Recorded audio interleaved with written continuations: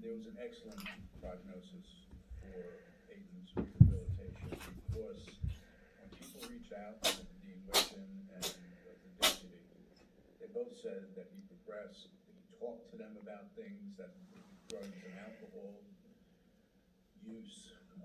He was open with them. One person wrote that they were shocked that he did what he did. And so, then we have the whole jail.